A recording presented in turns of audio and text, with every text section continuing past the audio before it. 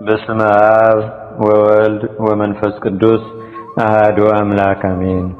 አንድ አምላክ በሚሆን በአብ በወልድ በመንፈስ ቅዱስ ስም ሰኔ 2 በዚህች ቀን የመጥምቁ የቅዱስ ዮሐንስ ሥጋ የቀናተኛ ኤልያስ ደቀ መዝሙር ከሆነው ከነቢዩ ኤልሳዕ ሥጋ ጋር በአንድነት ተገኘ።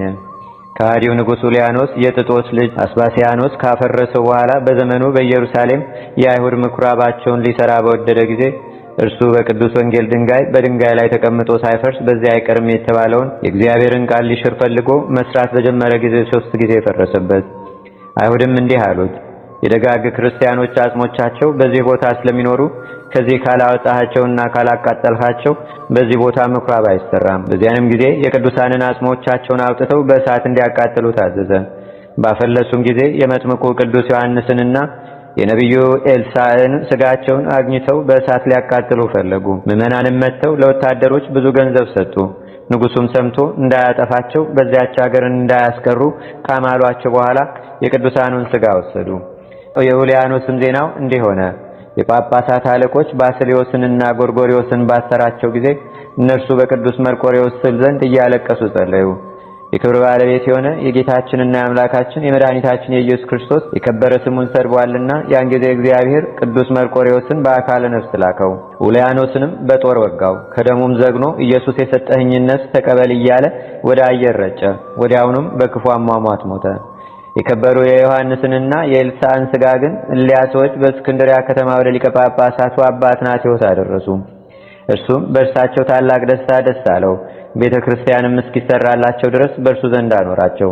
በአንዲት ዕለትም አባ አትናቴዎስ በአባቶቹ ቦታዎች ላይ ስለ ጸሐፊው ቴዎፍሎስም አብሮት ሳለ እግዚአብሔር መልካም ዘመንን ቢሰጠኝ ሥጋቸውን በውስጡ አኖር ዘንድ አባ ቴዎፍሎስም በተሾመ ጊዜ አባ አትናቴዎስ የተናገረውን ያንን ቃል አስቦ ቤተ ክርስቲያንን ሠራ። ከእርሱ ጋራም ብዙዎች ካህናትንና የክርስቲያን ወገኖችን ይዞ የቅዱሳን የመጥምቁ ዮሐንስና የነቢዩ ኤልሳዕ ሥጋቸው ወዳለበት ሄደ። በታላቅ ክብርም ተሸክመው አምጥተው ወደ ቤተ ክርስቲያን አስገቡ። ሥጋቸውንም ይዘው በሚጓዙበት ጊዜ በጎዳናቸው አቅራቢያ ቤት ካለበት ቦታ ደረሱ። በውስጡም በምጥ ተይዛ 4 ቀናት እየጮኸች ለሞት የተቃረበች ሴት ነበረች። እርሷም አረማዊት ነበረች። በቅዱሳኑም ሥጋ ዘንድ ካህናቱ የሚያመሰግኑትን ሰምታ በቤቷ መስኮት ተመለከተች። ይህ ምንድነው ብላ ጠየቀች። የቅዱሳን የመጥምቁ ዮሐንስንና የነቢዩ ኤልሳዕ ሥጋቸው ነው አሏት። እርሷም ከዚህ ስቃይ ከዳን ክርስቲያን ሆናለሁ አለች። ገና ቃሏ ካፏ ሳይፈጸም ያን ጊዜ መልካም ሕፃን ወለደች። ስሙንም ዮሐንስ ብላ ጠራችው። ከዚህም በኋላ ከቤተሰቦቿ ሁሉ ጋራ የክርስትና ጥምቀትን ተጠመቀች። የቅዱሳኑንም ሥጋቸውን በቤተ ክርስቲያን ውስጥ አኖሩት። ከእርሳቸውም ታላላቅ ድንቆችና ተአምራት ተገለጡ።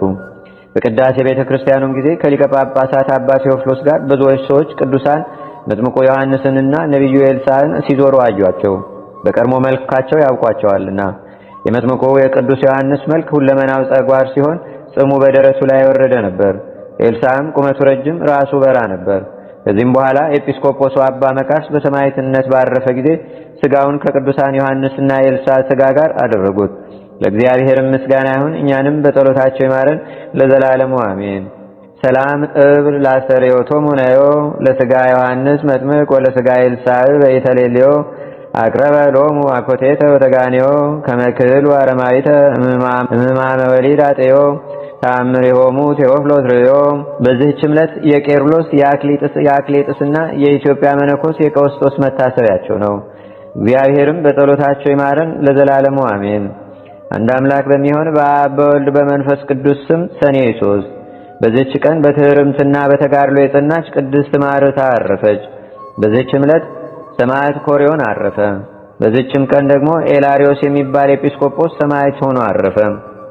ለእግዚአብሔር ምስጋና ይሁን፣ እኛንም በቅዱሳን መላእክት፣ ጻድቃን፣ ሰማዕታት፣ ደናግል፣ መነኮሳት፣ አበው ቀደም ይልቁንም በሁለት ወገን ድንግል በምትሆን በእመቤታችን በቅድስተ ቅዱሳን በድንግል ማርያም ረድኤትና በረከት አማላጅነቷም በአገራችን በኢትዮጵያ በሕዝበ ክርስቲያኑ ሁሉ ላይ ለዘላለሙ አድሮ ይኑር አሜን። ዘአቅረብኩ ማሕሌተ ዘኪራ አእላፈ እምለተጸምዱከ ዘልፈ ለላነብብ ተወከ ዘንዴተ መጽሐፈ እንተረሰይከ እግዚኦ ጸሪቀ መለት ወቁበ መላቡ ውላን ዘተርፈ ነቢያት፣ ቅዱሳን፣ ሐዋርያት፣ ሰባኪያን፣ ሰማዕታት፣ ወጻድቃን፣ ደናግል፣ አዲ ወመነኮሳት ኢራን ባርኩ ባርኮ ጉባኤ ዛቲ መካን ሻረጋይ ለኢኮኖስ ሕፃን ለዘጻፎ በክርታስ ወለዛ ጻፎን ዘይደርስ ለዛንበቦ ለዘተርጎሞ በልሳን አዲስ ወለዘሰማ ቃሎ በዝነ መንፈስ በጸሎተሙ ማርያም አራቂተ ኩሉም ባ ስቡረ ይማርነ ኢየሱስ ክርስቶስ አቡነ ዘበሰማያት